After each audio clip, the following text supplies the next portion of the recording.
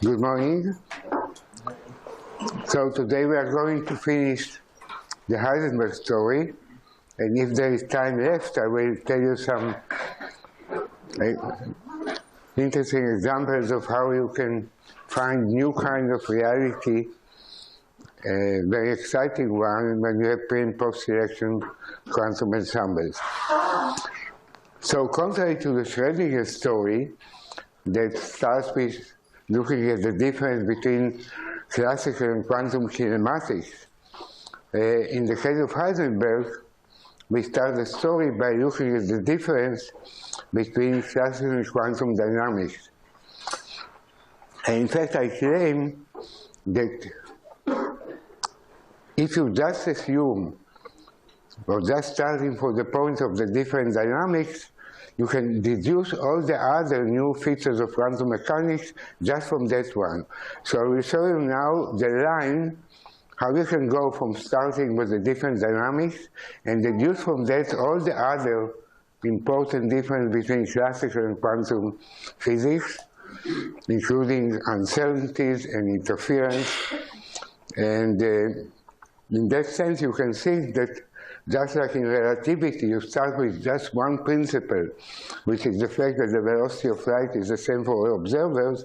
In the case of quantum mechanics, switching on h from 0 to finite, the Planck constant, you just start with the idea that you have a new kind of dynamics, replacing the Poisson brackets from commutators to commutators, and from that, everything else follows. So this is just one principle that takes the same role as the velocity of light being the same for all observers.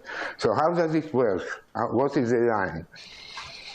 So we say in classical physics, we have the Hamilton equation of motion. We have h, and we say that the time derivatives of any observable f of x and p is equal to the Poisson bracket between f and h.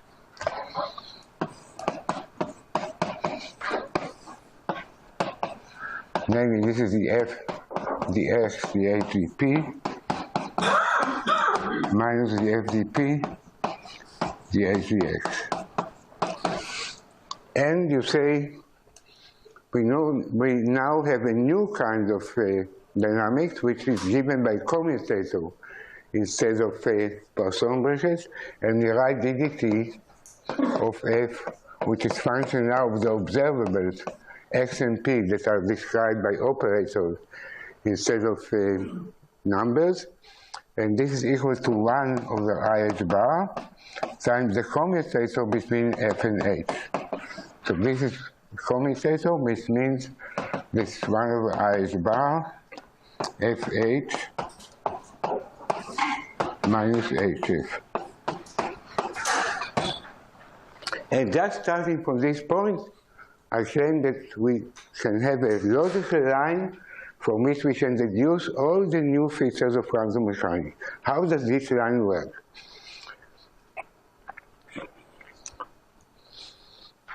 The first thing that we discover about the difference between this equation and that equation is that this equation is always local, and this equation implies true non-locality. And to discover the variables that for which this dramatic thing happens, we look on one question that shows the very, very important difference between this and that. We ask the following question: can we find a function of x and another function of p so that this Poisson bracket is different from 0? Or we look at a function of x and a function of p whose commutator is different from 0. We find that this thing has no non-trivial solution because that Poisson bracket is equal to the f dx times the g dp, and if it's equal to 0, either f is not depending on x or g is not depending on p, so there is no non-trivial solution. On the other hand, if we look at this one, we discover something very interesting. We find that if f of x is equal to f of x plus x0, and g of p is equal to g of p plus p0, such that x0 times p0 is multiple of h, then these two functions commute. You can easily check that.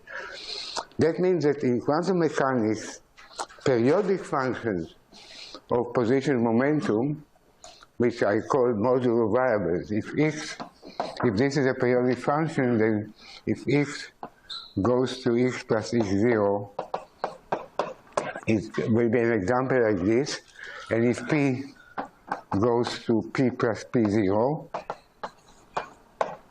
if these two functions are periodic, that means that what is defined is not x, but x modulo x0. You subtract from x integer times x0, that function doesn't change. So this shows that modulo variables are very important new feature of quantum mechanics. X modulo x0, x modulo x0 is this function. You see, if I change x by x0, that function comes back to itself. So this is the thing that's called modulo position. It's a function that repeats itself every x0, and the same thing for p0. Another way to represent this function are by the operator of e to the I x over x0 times 2 pi, and e to the I p over p0 times 2 pi. These two functions commute with each other. And it turns out that if you look at the new situation in quantum mechanics, like interference situation, where you have a particle that in a vector in Hilbert space, that in the position representation involves more than one single wave function, if we just have one single wave function that behaves more or less like classical particle. But once we have more than one function separated from the other by distance L, then it turns out that situations like this, which are the new examples of string interference, if we look at the deterministic operators from this, then we look at operators which are functions of x and p, for which this wave function is an eigenstate, and these are the things that can be observed in principle when we have a system like this, then this function must be represented not by power expansion, but by expansion by Fourier transform, namely by modulo variables. And it turns out that this function is an eigenstate of the modular momentum, this thing that we found there when we asked about this new situation in quantum mechanics. And the important thing is that the equation of motion for this type of variables are non-local. If we look at the ddt of e to the I p over p0, and we have an Hamiltonian, which is p squared over 2m plus v of x, then the time derivative of this operator involves the difference of the potential at a distance L away from where the particle is.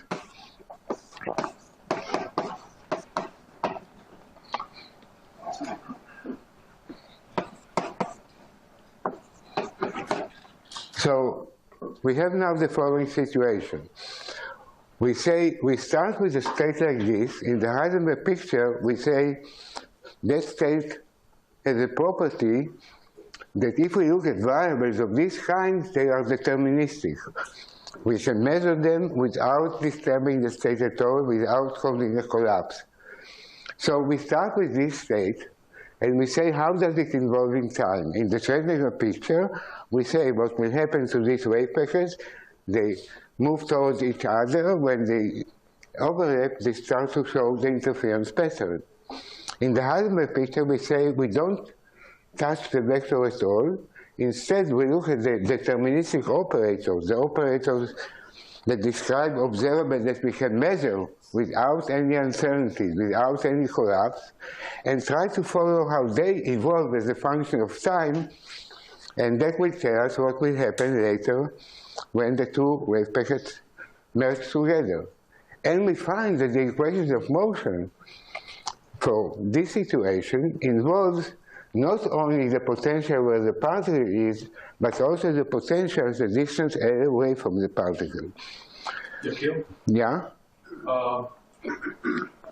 I'm trying to understand for someone who knows about the Bloch theorem in condensed matter, Yeah. To what extent should I be surprised or not surprised by what you're saying? What you're saying me is that if you look carefully at the situation where you have a periodic potential, like in a crystal, you find there is a time derivative of the operator that's called crystal momentum, which is P modulo P0, where P0 is H over L, that operates the concept of the motion, right?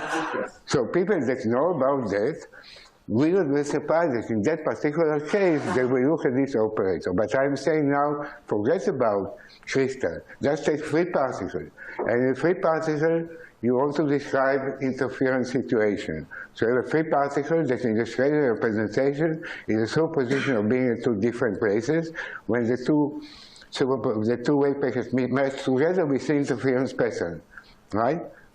So I want now to show that the reason why this interference pattern happened is not because we have something that is in both places. In fact, we have something that's only in one place, but that's something that at the same time has also this new variable that knows whether the other slit is open or not because of the non-local equation of motion. So that is the surprising. Okay, so I'm missing something, because if I take my intuition from a Bloch theorem, which I agree is a special case, but it allows me to develop my intuition. The Bloch functions are, of course, delocalized over the levels. So the fact that interference or transport will involve a delocalized entity it's like classical waves. I mean, but you're missing one important point in the new representation, that I can start in the Schrödinger picture. I can start with these two wave packets moving towards each other, and then when they meet and they do interference pattern, I use now my new idea of weak measurement and say I will take an ensemble of such situations, making the middle a measurement that shows the interference pattern only by weak measurement, by weak interaction. And then after I finish with this, I check whether the particle, each particle moves in this side or each particle moves in that side. So I have a post-selection that tells me now where the particle was at the beginning. And even though I know where it was at the beginning, I will still see the interference pattern. And then the only way to explain it is to say that those particles that are now described by the two vectors as having on one, from the past, they have the property, they have the modular momentum defined, and from the future I know where they are, and nevertheless I see interference pattern. So now the interference pattern is not due to the fact that you have contribution in two different locations, amplitude that we don't know what we mean. We now have a new language that we say we have particles that we know where they are, how they move, and nevertheless they show interference pattern because the modular momentum that sits here together with the information the particle here knows what's happening there by non-local equations of motion. That is the new idea. And this is a very important concept. So instead of talking about amplitude that we don't know what they mean, we talk now about the fact that we can have particles that we know where they are, and nevertheless we know also another property of this particle that sits together with the knowledge of their location, and that other variable, which is the modular momentum, has non-local equation of motion, and therefore its time evolution will depend not only on what happens where the particle is, but also what happens far away from the particle. And that is a new way to think about interference. So up to now, we had the idea that in order to explain interference, we must have something that moves through both fields. And that something was this mysterious amplitude. Now I'm saying there is a new way to think about interference, and the new way is to say that even though the particle is at one location, there is another variable, which is the module of variables, that tell you what will happen to the distribution later, and their behavior depends not only on what happens where the particle is, but also what happens far away from the particle. Now, immediately we see from this story that we must have also uncertainties. So we deduce the necessity for uncertainties in the following way. We say, if we have a particle that at this time is in some location, and we see that it has another property, that property is the modular momentum, whose equation of motion depends on what happens far away, then it seems that we will violate causality immediately, because if I switch a potential here, it immediately affects the modular momentum there. If I could observe this, then it will immediately violate causality. So the only way that causality is saved is by saying that under these conditions, the modular momentum must be completely uncertain. It must have equal probability for each one of its values, because only then I will be able to observe what happens far away. So then you say, if it's completely uncertain, then you can never observe it. But by having pre- and post-selection, I can say the following. From the vector that comes from the past, the modular momentum must be completely uncertain. But if I add the information of the vector that comes from the future, then without violate causality, I can show that I can have knowledge of both of them. So here's the story. The story is I just start with new kind of dynamics. From this new kind of dynamics, I can find an explanation why a particle that is in one location can be affected by things that are far away, and that explains the interference pattern. But in order to have this consistent with causality, I must also assume that if I have knowledge from the past where the particle is, then that knowledge implies that the modular momentum must be completely uncertain. So only when I have both boundary conditions, which are possible because of the uncertainty relation, I can then have a story which tells me that I know where the particle is, I know its modular momentum. That will explain, by following deterministic operators, this will explain the interference pattern, and it will do it without violating causality, because I have necessity of uncertainty relation. So I've shown you now, in a very, very brief story, you have to learn how to develop intuition about it, but I've shown you a consistent story that just starts with one idea that we have different dynamics, non-local dynamics. And from this, everything follows. From this non-local dynamics, I find that if I replace the story in physics not by saying what happens to the Schrödinger wave, which I don't know how to observe, instead when I have a vector in Hilbert space, I describe it by a complete set of deterministic operators that correspond to all the things that I can measure on this individual particle without disturbing it at all. And following what happens to these deterministic operators, rather than following what happens to the Schrödinger wave, I can find that I can give a different story for all the new features of quantum mechanics. By following those deterministic operators as a function of time, I can explain why I see interference pattern due to these non-local equations of motion. And at the same time, I prove that I must have uncertainties in order for this to be consistent. So I find that the reason why quantum mechanics shows that nature is not deterministic is just because of its non-locality of the equations of motion. So with just one principle of changing the dynamics from the Poisson bracket to the commutator, I can understand all the new features of quantum mechanics compared to classical physics, by following this logical route that I just described. So there are many more things that can be said about it, but I want to have the rest of this session a fun session by showing to you some beautiful new features of quantum reality when we consider what happens when we have pre- and post-selection. But I will, before doing that, I will stop here and give you the chance to ask some questions about it. And if not, we will have the fun session. So, yes, Avi. So far, you're using only the double-slit experiment and not the Mach-Zehnder. It's the same thing. There is no difference. In my opinion, Yeah. if this is the time in which you can show the pre and post selection how they work on the double MZI. When I'm going to discuss what I call the fun example. This will be the first example that I will discuss. Any other questions? Dave, you don't have a question about the story? Too many. Please pick one of them. Gosh.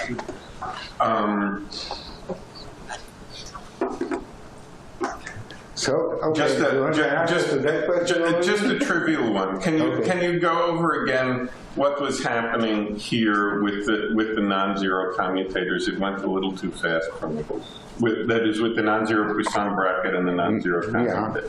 Correct. I didn't understand what claim was being made. Oh, the idea is that if we... It was zero. Hmm? It's zero when both of them What's zero? What's zero? Claims that it's zero. Suppose I take the most dramatic different situation between classical and quantum physics. Right. This dramatic is I have periodic slits. I take a plane wave from here, let it go through, and see what happens just when it went through all these holes. I find that what happens now is, first of all, I know the position model of this distance, because I know it's either here or here or here. Right. That doesn't tell me what's the position here, but it tells me what's the position model L. And at the same time, I know, because this is a periodic potential, if the momentum in this direction initially was zero, the momentum here can only jump by incidence times h over L. So I know here at the same time, in the most dramatic different situation from classical to quantum physics, this is a situation where X modulo and P modulo are defined together. So, I see. okay, this is... Huh? Equals zero and you meant equals zero, and this was probably the... Was it? Yeah, okay. Man, I think that was my question. You had the... Oh, that wasn't the question? What? No. Right. What you originally wrote down was the Poisson bracket and the commutator not equal to zero. No, I meant equal to zero. Okay, sorry. so that turned out to be a simple Okay, question. that's the thing Maybe I can ask another question. Good. Okay. Here's a much more general philosophical question. Okay. Most philosophers who try to think about foundations of quantum Yes. immediately gravitate towards the Schrödinger picture.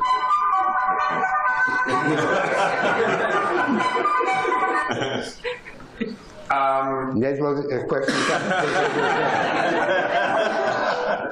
Yeah. And I take it here's why. The Schrödinger picture seems to be depicting how physical systems, how the states of physical systems change with time. Okay? Mm-hmm. That's what everybody is used to thinking physics is supposed to be about. Mm-hmm. Those are the kinds of questions that everybody is used to thinking physics is supposed to answer for us. Mm-hmm. The Heisenberg picture on the face of it seems to be depicting how observables change with time. Mm-hmm. People often react to that by saying, I don't even know what the hell that's supposed to mean, okay, if I'm supposed to take it metaphysically seriously. Okay. There's a sense in which the Heisenberg picture doesn't even seem to be presenting itself as a candidate for a sort of old-fashioned, metaphysically realistic picture of what's going on. I understand the question. It's a fair question. And there are two sides to this answer, to answer to it. First of all, physicists have to, when they come up with new understanding, they have to teach philosophers how to teach in a different way. So that's one answer. But there is but there is another answer, which is the following. If you first look not on a single particle, but on an ensemble of particles, and you look at ensemble of particles, and you say, suppose these ensembles of three particles that were all of them started with the same state, and the state is something that we call psi of x, okay? And that is the thing the philosopher can think about, okay? Now I ask what happens to this state as a function of time? And the only thing that I'm allowed to talk about is what is the density of these particles at a later time.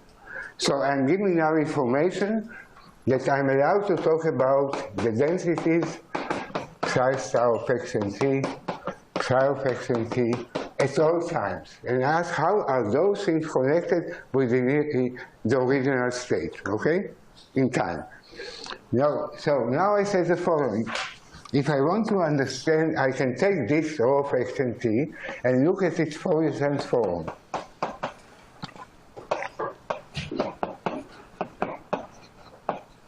And define this to be rho k of t. If I know all of this, I know that. So certainly philosophers will agree that this is also a good quantity, right? Good, but perhaps not complete.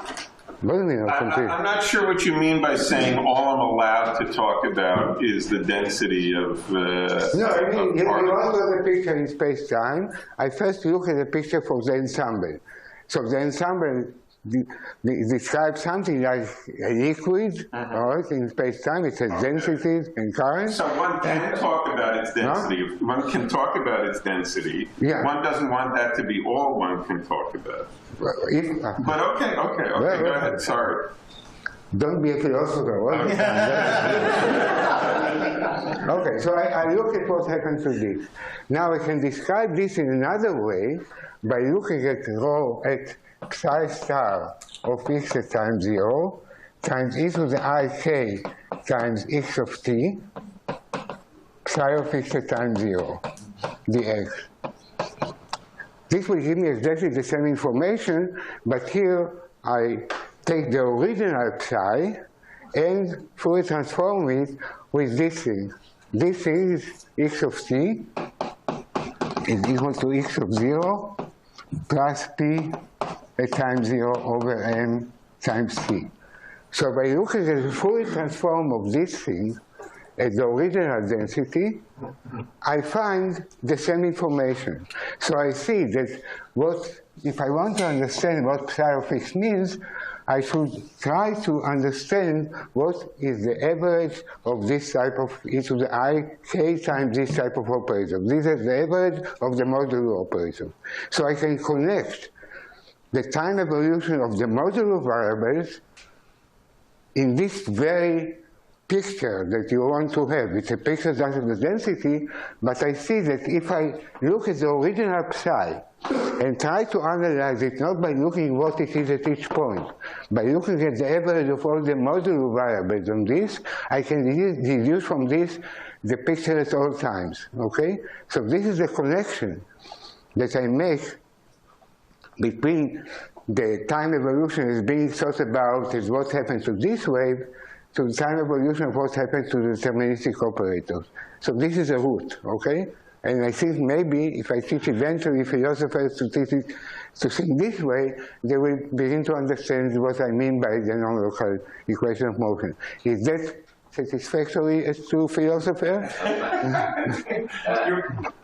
Here's a way to put the question. Not satisfactory, okay.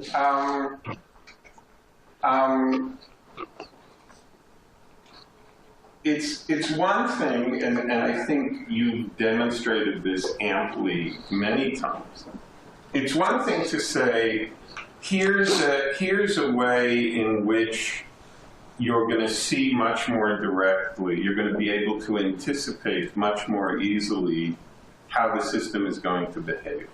Okay? What's going to happen, what the solution to the equations of motion is going to look like. Okay? That's one. So here are two kinds of pictures one might want to have in one's head. One might want to have a picture in one's head which is going to make it particularly easy to see how the system is going to behave. That's one kind of virtue. Another kind of virtue is to have a picture in one's head which is maximally metaphysically clear. Okay? I'm not sure. It's perfectly clear to me that you're making the first claim for this kind of picture, and as such I understand the claim and I think it's right in all kinds of ways. Yes. It's not obvious that pictures that satisfy the first claim best are also pictures that satisfy the second claim. Which is, I want it to be maximally metaphysically clear. I want to know exactly what I'm talking about. So here we disagree, sort of basic about the question what is maximally clear, because that depends on developing a new intuition. I am saying that if you say that what is clear to you when I have a single particle, that I have a wave in space, I'm saying that you are confused, because it cannot be clear because it describes something that you don't know what it means. To say that a single particle at the same time in two different locations, you say that it's clear. I don't understand how it's clear, because the particle has... Okay, but I'm still looking forward to the other part of okay, we are going to have, in the afternoon, we are going to have a chance to fight more. And better to move how much time? I don't have much time left, right? Yes. For all the fun things. Yeah, that's the problem. Okay. So maybe you have a question there, or you want to wait for the afternoon? Okay, let me tell you just in a few minutes, without showing you, let me tell you some beautiful stories of what we discovered when we analyzed pre- and post-selection situation. The first story goes like this. I hope that all of you read Alice in Wonderland, the book Alice in Wonderland. Those of you who did not read it, you should read it because it's a beautiful book. And there is a story about Alice that comes to this magic world. And in this magic world, she finds all kinds of animals. She could, of course, talk to them. And one of the animals that she finds is a cat called Cheshire Cat, because the cat came from some place in England that's called Cheshire. And she talked to this cat, and eventually the cat gets mad at her and decides to disappear. But it disappears in a very funny way. First, the tail of the cat disappears, then the body disappears, then the face disappears, and only the smile is left behind. And Alice starts to think to herself, I've seen many times a cat without a smile, but what does it mean to see a smile without a cat? It turns out that quantum mechanics teaches us what it is. And let me tell you now that in pre- and post-selection, we can read the situation not with a cat, but we take, for example, a neutron. The neutron has a property to have a spin. We can read a situation where the neutron goes one way, its mass, its energy, and the spin leaves it and goes another way, completely separated from the neutron. And this is a beautiful example. And you can look at it under an article that's called The Quantum Cheshire Cat, and you will see there that indeed the smile could leave the particle. In this case, the smile is the spin. And we can do the same thing with polarization, leaving the photon going another way. And any property that you can think about can leave the particle and go separately. So this is one beautiful example of the things that you can do when you have pre- and post-selection. Another example is the following. You have a very deep mathematical theorem that is called the pigeonhole theorem. This theorem says that if you have two holes and you have three pigeons, you try to put the three pigeons in the two holes, you must be two pigeons in one hole. There is no way to put three pigeons or more pigeons in a fewer number of holes without having some of them being in the same hole. Now we have shown that if Can you repeat this? I mean, you have two holes and three pigeons, and and you also put the three pigeons in the two holes. You can't do it without having to put two of them in the same hole. They don't like each other, right? They would like to be separated from each other, but unfortunately, if there are three of them, two of them must be in the same hole, right? Two or more, if there are two or more. Now, it turns out in quantum mechanics, you can have two cavities and three or more particles, and by pre and post selection, you can prove that all the particles are in the same two cavities, and nevertheless, no two of them are in the same cavity. Because if you look at the interaction term, which is a two-Bose interaction, you add up all the interaction, you find that they are zero. Okay? So you can have n particles in two boxes, in two cavities, and you measure carefully in the middle the total energy, and you find just free energy, no interaction at all. So this is now, the article is called the quantum pigeonhole problem, and you can show that indeed this is not true quantum mechanically. The last example, unfortunately I don't have time to show you all of this how it works. It works really beautifully. And the last example I will mention briefly is the following. You can have two cavities and another cavity sits here. And you can prepare an initial condition of these three cavities and do a post-reaction on these three cavities. And if in the wall here there is a possibility of tunneling from this box to this box, then you can show the following thing that is true. You can give these two boxes to somebody and say, look, at time t1, you are allowed to open this box and see if there is a particle there or not. And I assure you that if I'm successful, you will always see a particle there if you open the box in T1 with a strong measurement, definitely probability, 1.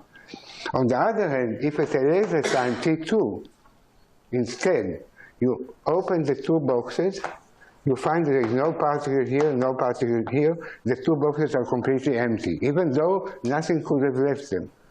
So, and then it repeats itself. So it's a case, we call this the case of the appearing and disappearing particle.